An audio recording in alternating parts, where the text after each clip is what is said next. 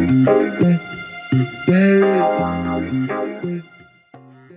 welcome to another video with Rebel Resource here. Today we're going to be going over the PPG event that just completed last night, Sunday, April 21st. It was a 143 player, 8 rounds of Swiss, $5,000, 5K tournament. It is I believe it is officially the largest tournament to occur in the United States. And it was a long event. I believe it wrapped up at like 11 o'clock at night in Florida, which is wild. The finals, the championship match was played last minute, or not last minute, late last night. And it's interesting to see these lists because the deck that actually took the entire tournament is somebody who's in the Take the Initiative League, which is something I participate in. It was Guy Cohen. He piloted Darth Vader here. Let me pull this up. Get Out of My Swamp is his Discord username is XCTU or X2. I don't know. But yeah, it's a control list. It's actually a Vader control list. So it's not playing green and it's not playing yellow. So no Boba Fett's and no Darth Vaders. This deck just took a $5,000 tournament, first place, with no Darth Vader unit. It has a Darth Vader leader. And the card that we're actually seeing here that I'm going to point out that's quite good is actually Vigilance. This is a card that every single blue deck is playing, that even if you're not double aspect. X2 played flawlessly. I couldn't see any misplays in any of his games. And in fact, in his championship match, he slow rolled the win by just removing everything and then playing Avenger as one of his last cards to kind of close out the game there. And he actually 2-0'd green Boba. Yeah, so I mean, this deck has got early game, right? It's got Death Star Stormtroopers. It's got one copy of Force Lightning to pretty much take out any unit because you have a built-in Darth Vader here. It's got the restock to put 4 cards back into your deck, probably against the Iden decks that are milling and things like that, where the games go long. He's got Force Choke to take care of early threats, Entrench to take care of early threats, Inferno 4 to kind of filter and have a space unit early on, Viper Probe Droid to see their hand to get information, System Patrol Craft for Sentinel, Imperial Interceptor for 3 damage in space. But other than that, it's all removal. He's got 3 Power of the Dark Side. He's got 3 Make an Opening, 3 Open Fire, Lieutenant Childson for Sentinel on the ground, 3 Super Laser Blast, 2 Vanquish, 3 Takedown, and then Vigilance is also a removal event.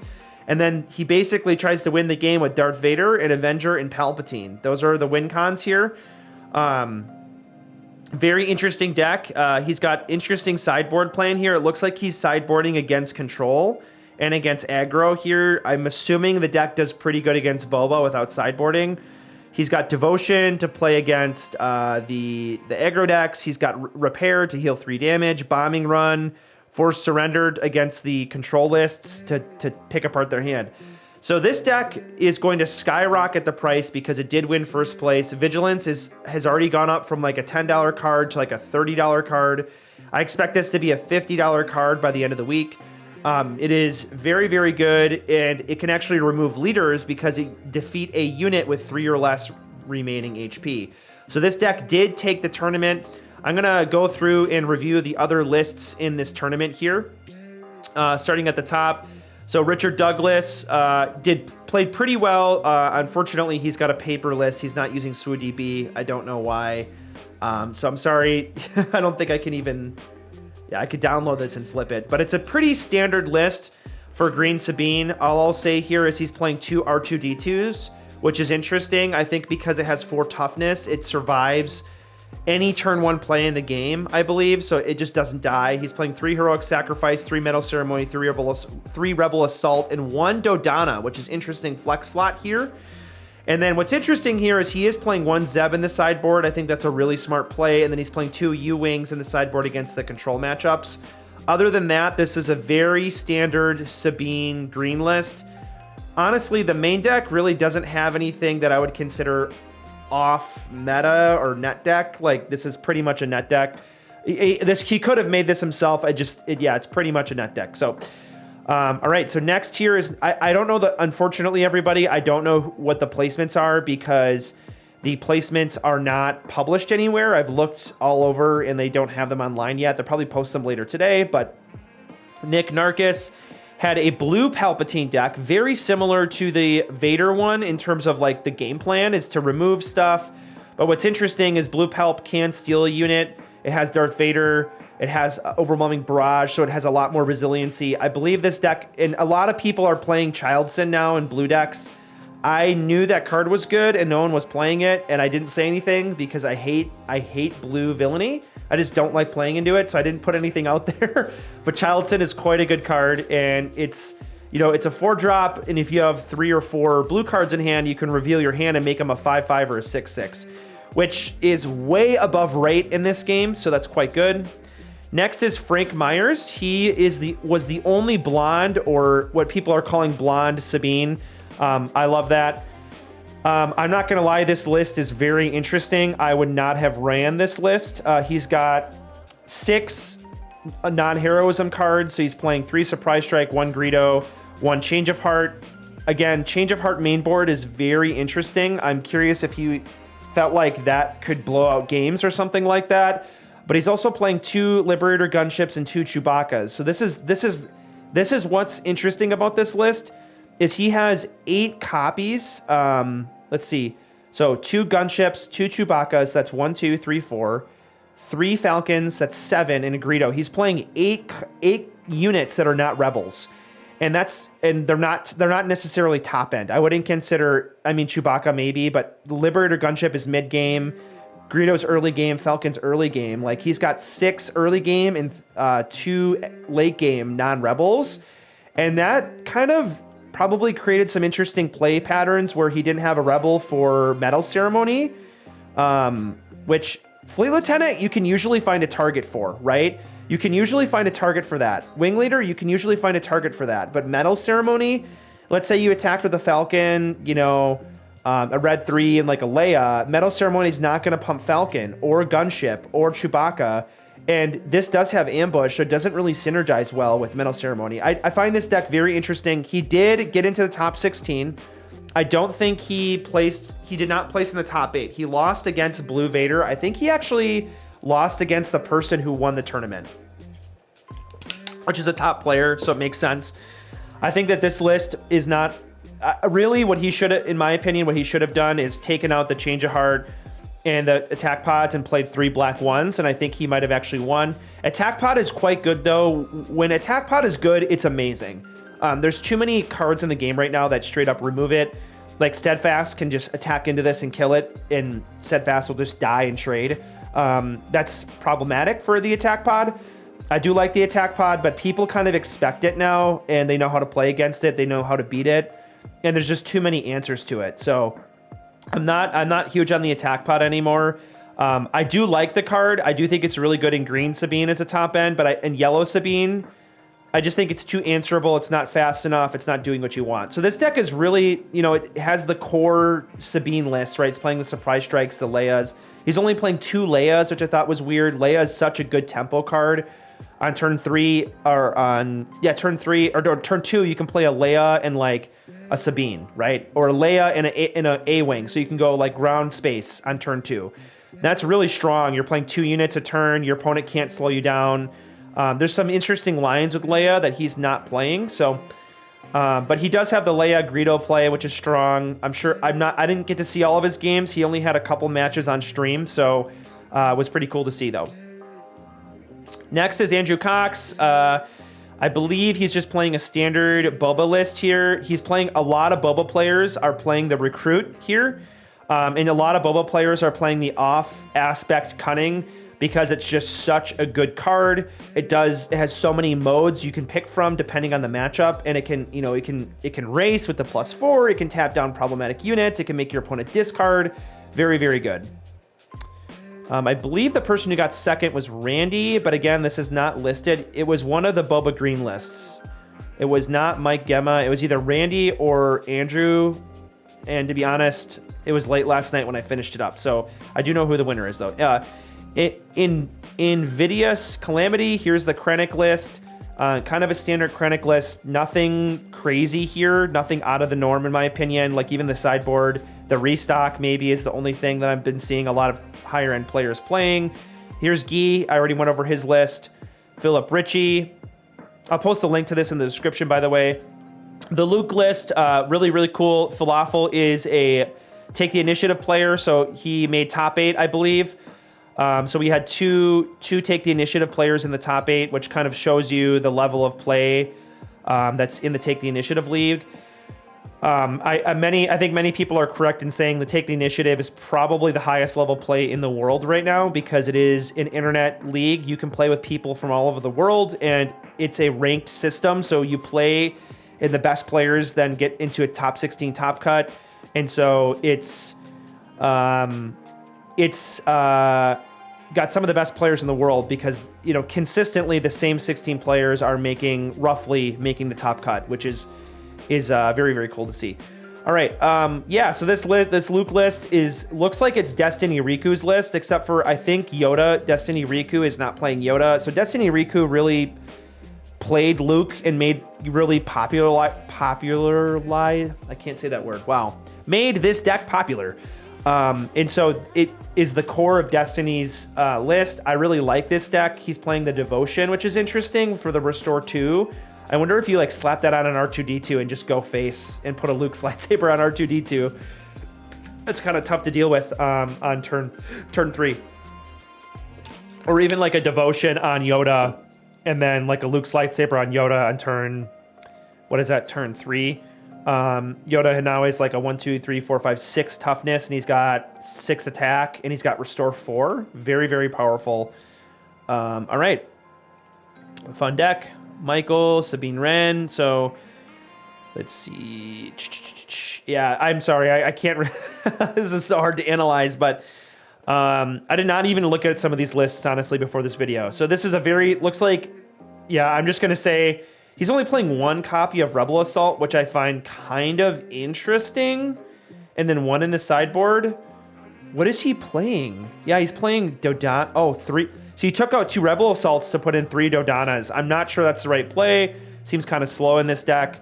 I do like Dodana, but it's not the greatest. Here's another Sabine. John looks like he's playing the standard list here. He's got the main deck Ewing reinforcements and main deck Gorilla attack pods. I think that this is the right way to go, and the main deck Star Vipers. So this basically helps you beat the mirror match with the Star Vipers. In the main deck, actually, no, this is his sideboard. Never mind. I'm sorry. I am incorrect.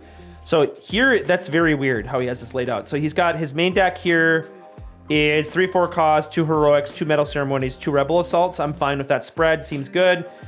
He does have the U-Wings in the sideboard, the Wolves in the sideboard, the Fang Fighters in the sideboard, and the Star Vipers. So, man, I feel like Star Viper should probably just go in the main board of this deck because it just gives you an auto win, game 1 win against the mirror match. But you probably just want to be ECLing and Steadfast, honestly, though. That's kind of weird. Or K2. That's kind of how this deck plays, so maybe you don't want to do that. But overall, this deck's really interesting. Again, this looks like a pretty standard list with a couple flex slots. He's not playing Zeb, which I think Zeb is a really interesting counter play against this deck, against the mirror matches.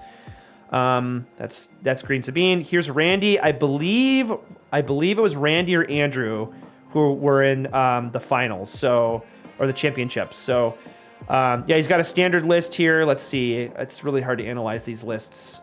Yeah, there's really nothing unique about this Green Boba list. He's playing 3 Change of Hearts in the sideboard. Pretty standard list. Mike Gemma was also playing Green Boba. Let's see, the Recruit. Yeah, that's what a lot of people are playing that to dig for the right unit at the right time. So other than the Recruits, there is nothing unique about this list. It's a pretty standard Boba list. When it comes to the sideboard, nothing unique besides the Emperor's Legion. That's not often seen. That's really good against these super laser blast decks and these heavy control decks. Boba has a super hard time against those decks because they just control the heck out of Boba and they win with Avengers. That's kind of what happened in the finals with the Blue Vader. And I think Blue Vader is, to be honest, probably close to a free win or heavily favored against Green Boba. Green Bubba just can't go fast enough. And then the units it plays, like Steadfast dies to takedown. That's bad. Bosk dies to takedown. Boba Fett dies to takedown. Like, there's just so many efficient removal. And then, not to mention, like, Power of the Dark Side. This deck doesn't have a ton of early units. So if you can remove the early units, then Power of the Dark Side just straight up kills Boba Fett, which is really, really interesting. So, all right, Daniel here played Darth Vader with Command, which I think that I used to think this was the right version, but Blue Vader I think is just the better version now. Pretty standard green. We've seen this list a lot online. Everything's pretty staple here. Anything unique? The Devastators seem kind of aggressive in here. People don't play Devastator anymore. It's too many resources. Yeah, I think this is pretty standard. And then Bombing Run, Piet. Yeah, there's nothing unique. And I'm not trying to sound like any certain way. I'm just being candid about some of these lists. They're playing the best lists, or the lists that have existed and been out and about on the internet. That was very Midwestern of me. All right, next list here. Oh, okay. So this is a Leia Organs. Leia's Organs. What is this? This is capital Castro City. So 30 life, which I think is the right play. Tarkin Town's not that good in my opinion. I think Tarkin Town means you lose against Sabine. Benthic 2 tubes, Mon Mothma, which I think people are cutting Mon Mothma now. Akbars, attack pods. Yikes! I'm not even gonna review this list. I'm sorry. Sorry, Michael. All right, people got to be using SWDB. Dark Lord of Kissimmee. That's funny. Blue Vader, here it is. Looks like, wow, this honestly looks almost looking at this, it looks almost identical to Guy. I don't know if these guys were buddies or if they were in on this together, but this looks like an almost identical list.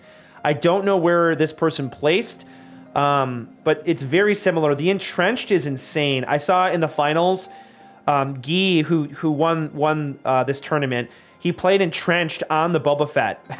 So, and there was no units in ground. So Boba Fett literally was completely neutralized by a two cost upgrade. It was unbelievably strong. Entrenched is so good.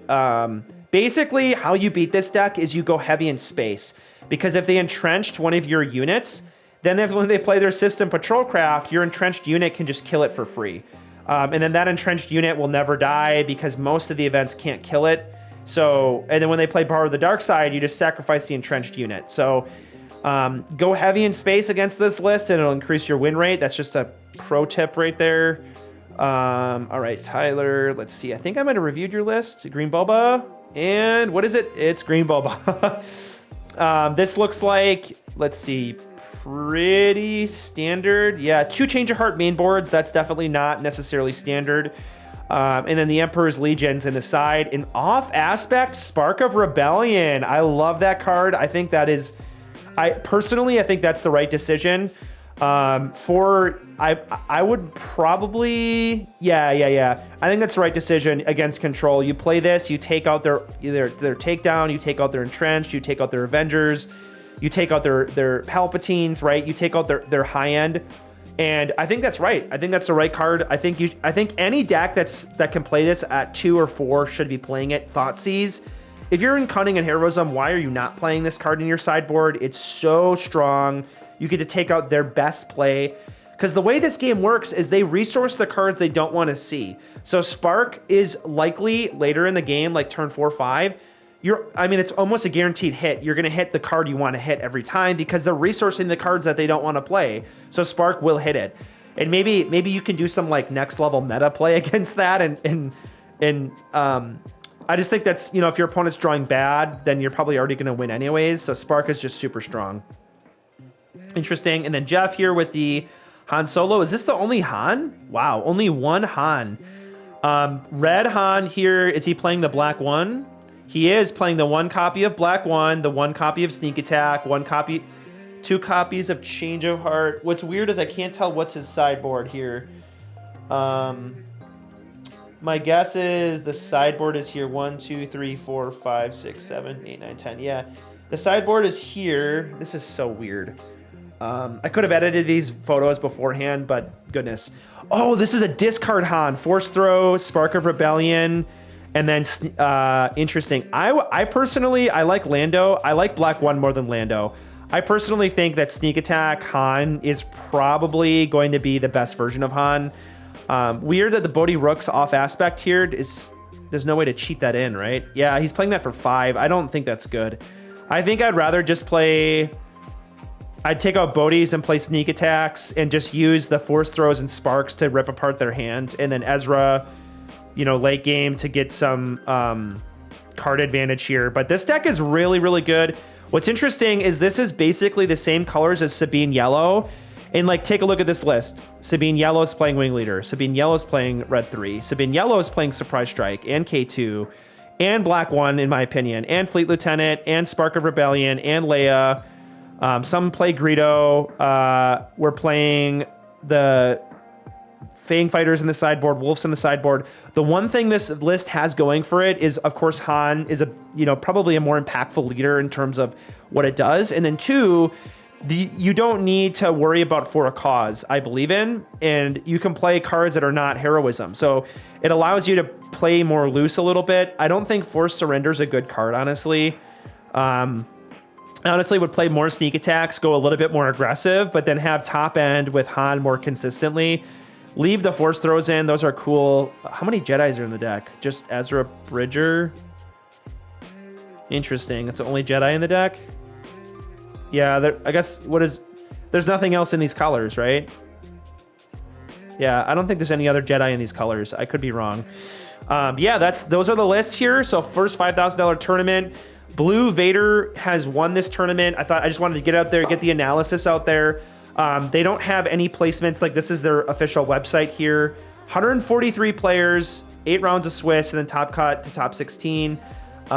Very, very interesting, and definitely going to shift the meta a little bit. I think seeing the Blue Vaders, I think that's going to make Blue Vader more popular. I think that Blue Vader is a very cool deck. I love that.